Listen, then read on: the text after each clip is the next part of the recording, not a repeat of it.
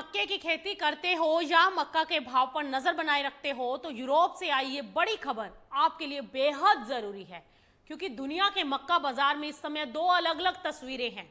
एक तरफ यूक्रेन में नई फसल बाजार में आने वाली है, वहीं दूसरी तरफ यूरोप में इतनी जबरदस्त गर्मी और कम बारिश ने फसल को लेकर चिंताएं बढ़ा दी हैं।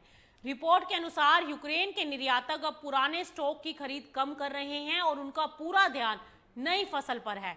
नई फसल की आवक बढ़ने से आने वाले महीनों में बाजार में मक्का की सप्लाई और बढ़ने की उम्मीद है और इसी वजह से नई फसल के दाम फिलहाल स्टेबल हैं और साल के दूसरे हिस्से में कीमतों में बड़ी तेजी की उम्मीद कर रहे हैं। दूसरी ओर आ जाइए यूरोप की तरफ, क्योंकि यूरोप में हालात पूरी तरह से अलग हैं। फ्रांस, जर्मनी और मध्य यूरोप के कई इलाकों में तेज गर्मी और कम बारिश की वजह से मक्का की फसल पर खतरा बढ़ गया है और इसी कारण यूरोप में मक्का के वायदा भाव में मजबूती देखने को मिल रही है। वहीं अमेरिका में तस्वीर बिल्कुल अलग है। अमेरिका में फसल की स्थिति फिलहाल अच्छी है, यही वजह है कि वहां मक्का की कीमतों पर दबाव है। हालांकि अगर परागण के समय तेज गर्मी पड़ती है तो बाजार का रुख बदल सकता है और अब बड़ा सवाल यह है कि इसका भारत पर क्या असर होगा।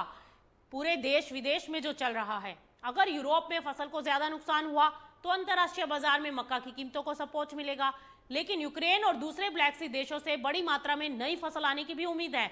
तो ऐसे में विदेशी सप्लाई मजबूत रहेगी, जिससे कीमतों में बड़ी तेजी पर ब्रेक लगेगी। यानी मक्का बाजार में इस समय दो ताकतें आमने सामने हैं, एक तरफ मौसम की चिंता तो दूसरी तरफ बढ़ती सप्लाई। अब आने वाले कुछ हफ्तों में यही तय करेगा कि विदेशी मक्का बाजार किस दिशा में जाएगा।